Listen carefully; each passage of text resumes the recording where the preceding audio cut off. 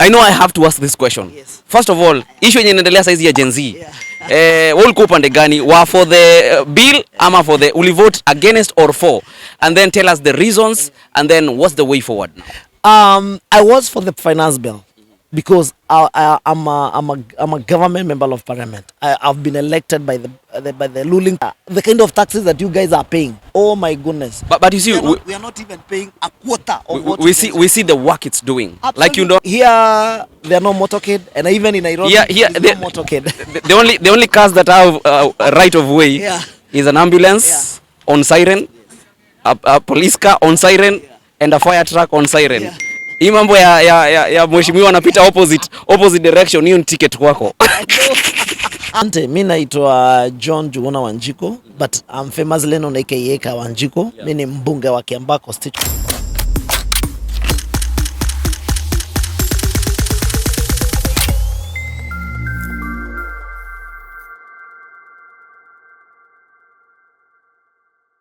So, mambo vipi ladies and gentlemen, karibuni ndani ya Mkenya Marekani. As I always tell you, if you never saw it on Mkenya Marekani, probably it never happened. So, and here today we have an MP. Yeah, yes sir. Karibu sana. Asante sana. Na umesema unaona tu watchingi. Mimi huwa watch nikiwa Nairobi, Kenya, and I really appreciate ile kazi mnafanya. Wow.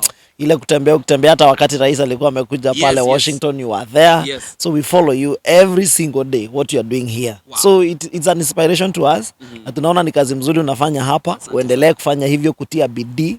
Unajua watu wengi vijana hawatakangi kujituma. Yes. Unaonanga unajituma mpaka unatoka one state to another kutafuta story. Na sasa hii Mkenya Amerikani imekuwa very famous even back at home. Wow. Ukitaka kujua ni nini kinaendelea Amerika, unaangalia Mkenya Amerikani. Kwa hivyo congratulations. Uendelee na moyo huo. Yes. Na usipoteze network. Haujui ama Mkenya Amerikani next time itakuwa very big TV stations. Yes. So kwa hivyo ni kazi mzuri unafanya, and we want to encourage you. Endelea na kutia bidii hivyo. Katika harakati hizo Mungu atafanya maneno. Mungu anatembea hapo katikati. Mungu anatembea hapo katikati jo. So probably let's begin by introduction. Introduce to us who you are. We know you are a member of parliament in Kenya, but a little background of yourself, where you come from. And then we get on from there. Asante, mimi naitwa John Njuguna Wanjiku, but I'm famously known aka KAWANJIKU. Mimi ni mbunge wa Kiambaa constituency. Ni mimi mbunge wa kwanza wa UDA 00. Najitanga UDA 001. Nilichaguliwa niko mbunge wa kwanza na chama cha UDA kule kwetu Kiambaa through by election. Then tukaserve miezi 9, tukamaliza, tukakuja election ya 2022, tukachaguliwa tena, tukarudi. Niambie watu wetu mahali wako, hapo ndio niliingilia siasa, lakini kusoma nimetoka kijiji naitwa Gatono. Mahali intilia sana ukitoka, in our constituency we have 5 wards. Tuna ward inaitwa Shianda, tuna ingine Karori, ingine inaitwa Mushadha, ingine inaitwa Gashie na Denderu. Nimetoka ward moja inaitwa Shianda, village inaitwa Gatono. Hapo ndio nimelelewa, nikasomea primary school inaitwa Katadha Primary, nikaenda Thigio Boys, nikatoka Thigio Boys nikaanza mahaso kama wewe, nikangangana na dunia, Mungu akakuja, nikaingia siasa na bado maisha inaendelea. What inspired you to join politics? The moment you become a reader, politics is something that you are inborn. It depends with your passion and what you want to do. And I used to follow politics so much, especially during 2007 and 2013. I used to follow every single day, even what was happening on the news. Even when I was in secondary school, I was doing history, literature, those things that inspire you to become a politician. So after that, after 2013, I started campaigning for other people. That's when I started campaigning to the then member of parliament was called Paul Koinange. I became his chief campaigner. I devoted myself. I donated my time. I supported him, with even the little resources that I had. So we campaigned 2013 to 2017. He became the MP. Then 2017, things didn't go well. So I left him. I went to the county. That is where I come from, the Kiambaa county. We started campaigning again for the then governor. It was called Governor Waititu. I was his chief campaigner. I became the Jubilee Youth Leader. Then from there, I decided, you know what? I have campaigned for so many people. It is my time now to start working. Because definitely, there is a saying in Kikuyu that says, young people are leaders of tomorrow. So I used to feel like now our time has come as young people. And sometimes no one will come for you from your mom's place. You have to devote yourself. You have to look for means and ways to start doing what you think is right. So I started campaigning for myself. But before we started we get into 2022, our then member of parliament, who was Paul Koinange, died. So there was an opportunity there. So I grabbed the opportunity, ran away with it, and by God's grace, I became a member of parliament, the first member of. I have never vied. I vied once, God commanded my steps, and I became a member of parliament. So sometimes is what you're doing, what you're trying to do as a young person. Keep moving. As long as you're making a step, it doesn't matter how difficult it is, but make that step forward. How do you feel like being the president of your constituency? You know, you're the president of your constituency. You know, constitutionally, I mean, it is more of leadership. Yeah. And you know, its leadership is a bit difficult because sometimes as a leader, you are doing you're supposed to do things that will, you know, help people and the future, and you know, the people who are coming behind us. You're supposed to see things where people cannot be able to see. So sometimes you make some very serious decisions that probably that are not popular to the people. But when you look at it as a leader, you're able to see this is a direction that probably do want to take my people. So sometimes it's all about leadership and wanting to change how my constituencies look, like in terms of education, in terms of health, in terms of even if health is devolved, in terms of security, and the few efforts that you can be able to put in here and there, and make sure that you better the lives of the people you are leading, and go outside there also in the national government and grab whatever you can and bring to your people. That is all about leadership. That is all about politics. It is all about looking for resources for your people. So you have a very big burden that, you know, sometimes you need a big heart to be able to carry the people with their problems, with their issues of insecurity, issues of education, issues of health, and you try to make sure that you can be able to solve some of the problems that you can. But I always say, no matter how difficult it is, try to leave a mark. Because one day you will exit that politics, you will exit that seat. So which kind of legacy will you leave behind? So we are doing quite a number of things. We have actually the constituency that is, we have come up with a program for education whereby we make sure that all the people who are joining high schools, in our public day high schools, that instead of paying them 16,000 shillings that they were supposed to pay, we are now paying about 2,000 shillings, and we want to better that system and that scheme by next year, so that at least we make sure people who are coming from the primary to secondary school, you know, we have a 100% transition. So we have so many things we are doing. It's a good thing. It's a good feeling to be the member of parliament, but it comes with a lot of responsibilities. So you must be able to know how to balance. Sometimes even family become an issue because you have no time. Every now and then you are answering calls to in regards to your members of your constituency. You have issues to deal with, insecurity, issues to deal with education, issues to do even personal issues of people. They are, you know, when they sit down and they have no solution. You even become a councillor as a member of parliament. So you have a lot. You must have a big heart to accommodate all that. It's not easy, but it's doable. So let me ask you, are you on an official visit, or what is your delegation now? No, when I was coming to see my family members who have been here also, because at the end of the day, we also say, you know, East or West home is the best. And number two, you know, family come first as well. Even if you're doing things to do with the duties of constituency, you must also come and, you know, you must balance between family and the constituency. So I'm here on family issues, but I'll go back home.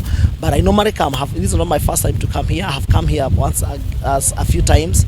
I've been in Washington, D.C. I've been in New York on official capacity to deal with issues to do with our, you know, we also benchmark as parliament because we also need to know where do you want to take our country in terms of even our registration. As we are saying, we don't have that much experience, so we must gather what other countries are doing in regards to registrations, the role of parliament, and so we are able to benchmark and probably pick a few things from here and take back home.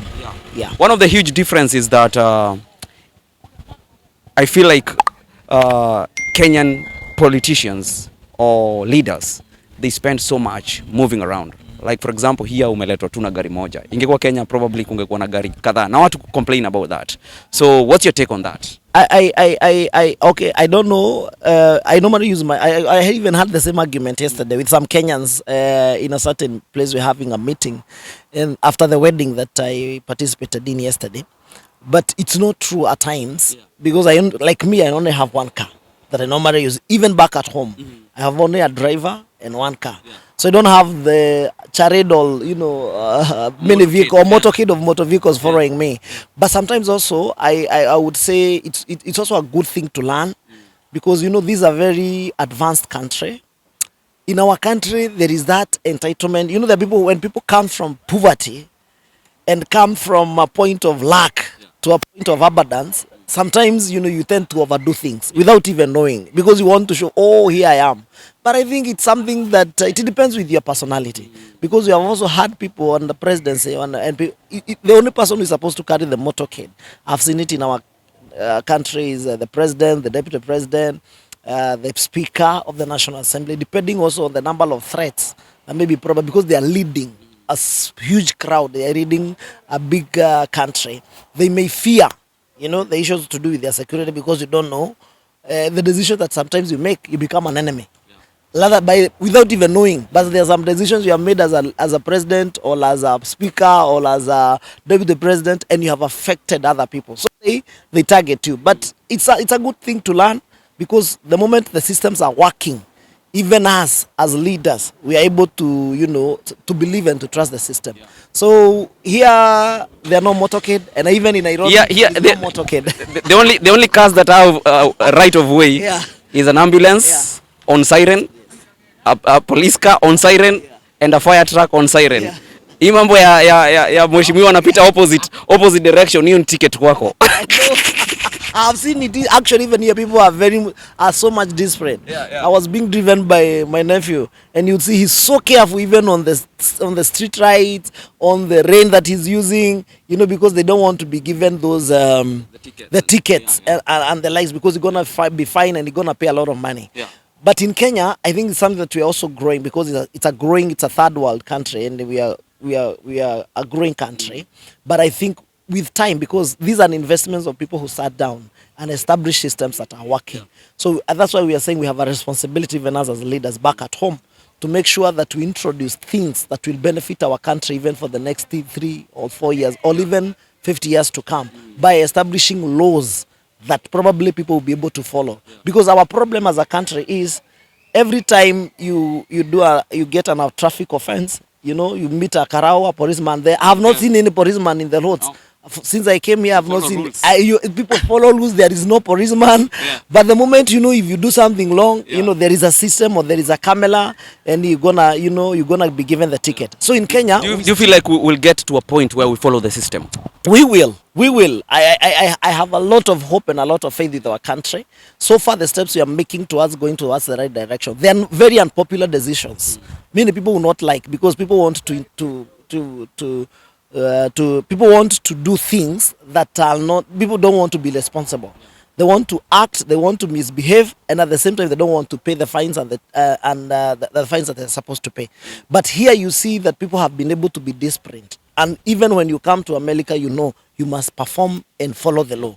So that's something that we need to bring back at home, and make sure, maybe probably by the time we're even talking about teaching people in primary school, teaching people in secondary school, teaching people in university, there should be a syllabus whereby we are talking about morality, our issues as a human being. You don't have to be observed, or you don't have to be checked by a police officer for you to do the right thing, and for you to stick into the right direction and to do the right thing. So I think we'll get there. We may have a couple of years to go, because anyway, America got independence 200 years ago. We got ours in the 1960s. So we are hopeful that one day we will get there. So absolutely. Yes. Now I know I have to ask this question. Yes. First of all, issue yenye inaendelea saizi ya Gen Z.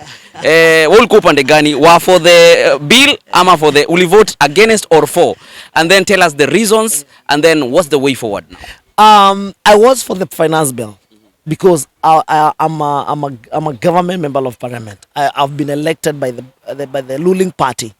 But further to that, I looked at the ideas and whatever was contained in the finance bill. There were quite the contentious issues, but those contentious issues were able to be removed on the committee time. But we failed to bring a better finance bill by publicizing it and communicating to Kenyans what it is. This finance bill has everything to do. Even today in Kenya, we import sweet potatoes, we import potatoes. Whereas we have a place like Nyandarua, that can be able to grow these things. Some of those countries, even this country, it has been grown, it has gotten to the level, it has never been developed by the Americans. We did not expect anyone from any other country to come and develop this country. So there are some decisions that we have to make as a country going forward. They are quite bitter, because we have a debt issue. that is actually shocking our economy, that we are not able to move forward. So the only thing that we can be able to sustain our country, we have lost our sovereignty as a country. Because, number one, you need grants, you need loans from other country. So if today we come to America, we are borrowing 1 trillion shillings, then bid and decide, you know what, for me to give you 1 billion shillings, you need to do 1, 2, 3. You lose your sovereignty as a country, So it was a good bill, but because it was inflated by propagandas and negative words that, you know, people, even the media, propagated what was actually not in the finance. Because you could even ask someone, what is this that is in this finance bill? What is this you don't want me to vote for? Because you cannot tell me not to do my duty as a leader. And that's why I say, constitutionally, the constitution says that you exercise your power directly or indirectly. So as a leader, I'm supposed to read. But I may not be able to read you to the direction that you want. But I can be able to see something that you are not able to see. You know, as a leader, you're in an elevated position. So when the president explained to us what is contained in the finance bill, for sure, as a reader, I felt I have a responsibility and a duty to support. So is it true that we heard that the president has infiltrated the parliament, that it cannot stand by itself as a separate entity? Because we've had some members of parliament saying that they were given 2 million to vote yes. Was that the case? And sometimes even I had some guy, I think from Makueni or Machakos somewhere, a member of parliament, saying that they can never pass any bill independently because the president or the presidency will just make something and it will pass whether they vote no or yes. No, I totally disagree. There is that independency of the National Assembly. But it doesn't mean that every time that the president tells you he's on the lawn. It could be probably you're on the same track, both of you. Whatever the president the executive is suggesting, and you as a member of parliament, what you need to do, you feel you can connect with the ideas in whatever the executive is doing. And I think even that member who was saying that the members were given 2 million, he came out and said it was a lie. I lied. He apologized to the National Assembly. It was long because no. People are looking for popularity, and you know, populist politics. You know, it is a bad politics because sometimes you are forced not to do the right thing. Even here, the kind of taxes that you guys are paying, oh my goodness. But you see, we are not even paying a quarter of what we see the work it's doing. Absolutely. Like you don't feel the pain, the pinch. I totally agree with you because the systems are working in this country, and probably there are people who actually who laid the foundation of this country to the level that it is in today. So even as for us as a country, we and I told you at the beginning, just make the right steps. Even if it is a bit difficult, even if probably people say, okay, and that's the issue that I also have. Kenyans are willing to pay taxes. But after you pay taxes, we want to see what this money is doing. Yes, the accountability part of it. And that's why we agree with Gen Z that this government and moving forward, even the president said himself, that moving forward, we must bring new level of accountability in terms of our laws, in terms of our system. We must check. It must do an overhaul of our pre-independent. Actually, some of these things we inherited since we became independent. So there are things that we need to check. But us as a parliament and the executive, we are completely independent. But sometimes I don't have to oppose the president for me to be seen I'm independent. No, maybe probably the agenda that he's bringing on board, it is going to benefit the people of Kiambaa. I'm going to go there and get some resources because some of the things we are supporting on the finance bill is employment of JSS teachers, is make sure we employ the 1,300 doctors who are nurses, who are on interns. There were so many things that were combined in that finance bill. The issue of putting tax on importing potatoes and sweet potatoes, something we can grow in our country. So why would I object such a bill? So to me, it was making sense in a big way. But there were quite an element, and you know, when the bill came from the executive to the National Assembly, we had to do some amendment. Then after the amendment were done, then the bill became clean. But already the information that was outside there, it was already gone, and it seems like it was a bad bill. So to me, I think we still have a long way to go. We have a country to protect. We have a government to learn. And I'm telling you, mkenyamarekanitv, if there is no government, anarchy take place. You would not want to see what is happening in Haiti and Sudan and other areas happening to our motherland. We have been able to host so many refugees as a country. So it is something that we're going to overcome as a country. It has brought new challenges. But moving forward, I'm telling you, Kenya is a good place to be. There is hope in our nation. Lastly, before we finish, there is issue of money laundering in Kenya with anybody in power in Kenya. Money laundering. I've never seen here a governor coming to churches donating millions where we don't know where it came from, because that's money laundering. Number two, the wrong use of power. Yeah. So I don't know what's your say in terms of that direction. What do you have to say? You know, in Kenya, people believe people are givers. I may not be able to speak with authority because I also go to churches and I also go to church and donate whatever ritual I have. You guys, you have told us here, you have had a property, you bought this property, you called for Harambee. People came and contributed towards making sure that you have a church. Even in Kenya, that's what happens. But because you are a politician, people will always believe, will always associate you with money laundering and bad and evil money and bad money. But sometimes I'm given a salary by the government. The kind of salary I receive, I was not receiving that kind of a salary in my life, because we normally receive about 700,000. So if I decide to take my 100,000 this month, and it's not every month, and go and donate it in a church, I mean, there is nothing wrong with that. But because now people associate the Harambees in church with corruption, then that's why the president said we didn't need to look into that law and see now what, because people fear that the money we contribute to churches, they are corruption, they are corrupt money related. So it's something that is a discussion. That's why we said accountability. It has brought a new phase of our political directions as a country, because now we'll have to sit down, rethink, re-strategize, and see. We don't want to stop supporting churches where we can, but we must also now look at it. How is it affecting the common mwananchi? Because we don't want common mwananchi to feel when I come to donate. Because, you know, politics is funny. In our country, it is funny. It's not like here. Because here I have seen messages, people supporting Kamal on donations. You know, I sent you a message, you should donate 30, you donate the other 20. And some people are telling, this is what we need to do in our country. So maybe probably we are still growing. There is still hope. But I'm certain, going to the future, there's going to be a serious accountability issue. And we're going to agree on how to move forward as a people and as a country. Because also there is what we are supposed to do, the right thing, and make sure that probably we support the churches where we can. Maybe we'll be supporting quietly without announcing how much you have given. It could be also something else, but many politicians want you to know, I have also given out a certain amount of money because I will need your support when it comes to voting. So I think it is a way we're going to make those laws, and the president promised we're going to make sure that we amend the law, and so that when we are supporting, we can now be able to know on up to what level can we be able to support. But maybe in the future, we'll be asking people to donate to us as politicians, so that at least we have seen it happening. Here it happens. But it's because there is accountability. When a politician, there is no politicians that get out of the seat richer than they came in, because there is accountability. That's why even Trump is facing a lot of charges because of wealth we don't know where he got it from. But last but not least, probably look at the camera and tell them what will you do? Like, what are you planning to do for your people there? And when you're here, is there anything that you found that you can do an exchange program for the young people? Just your last thoughts in regards to that. I have realized, and I want to congratulate you guys, and even the support that you have together and the unity that you have, especially those people who have come from Kenya, who have come from Kiambaa. And it is a good program, because I've seen also there is a lot of work here. And the president actually has been insisting that we really need to, we have a lot of manpower in our country.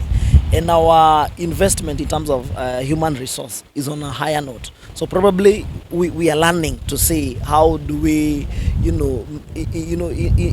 interchange and bring, and probably start support through the government, and start supporting those people who are in our country, because some countries like Philippines, they've been able to develop their countries through labor migration. So if we can be able to do something and make sure that there are people who are working here, as you come back home, you have legal framework, you don't have to struggle, you don't have to hide. There is a good relationship between the government of America and the government of Kenya. And like now we have brought so many teachers this year actually here.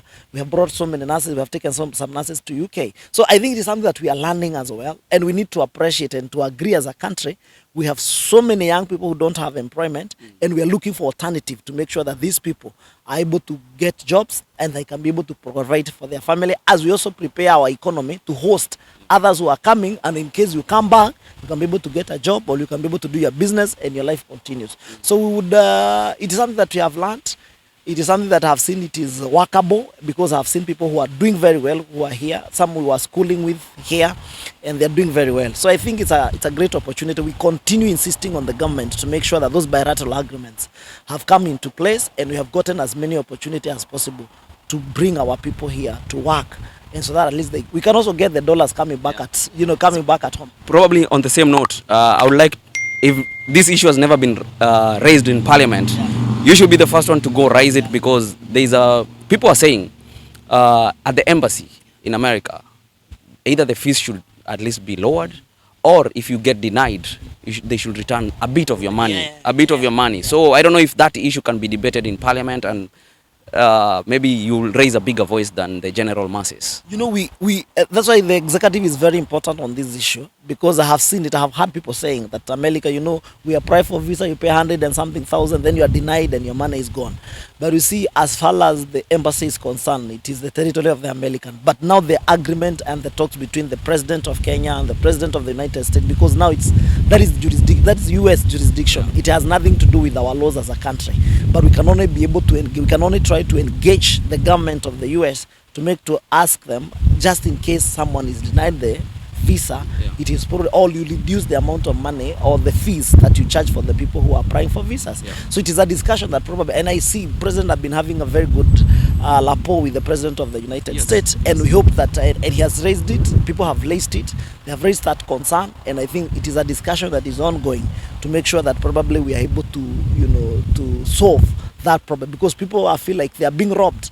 Because when you have 1,000, 1 million people applying for visa, and then you give 100, I mean, you have really taken a lot of money back to US, So it is a discussion that probably we need to encourage. We also need to talk to we can only debate it in Parliament, but even if we pass in a law, it does not hold water. It cannot take effect. So I think it's a discussion that people are going to continue having between us and the government of United States. Well, thank you so much, Mheshimiwa. Thank you, Mkenyamarekanitv. I'm so happy to see you. I've been following you in TikTok and Facebook and all other social media. Continue doing an amazing work you're doing. Thank you. Continue dreaming big, as we have been taught today here in sermons today. Have positive thinking. Be positive. At the end of the day, there is light at the end of the tunnel. Thank you, bro. We really appreciate it. Thank you so much, ladies and gentlemen. Mkenyamarekanitv. If you never saw it here, probably it never happened. God bless you. If you have any story, you have anything you want to promote, talk to us, and we'll definitely bring it to the limelight here in Pacific Northwest. God bless you. Remember to subscribe, like, and share. God bless.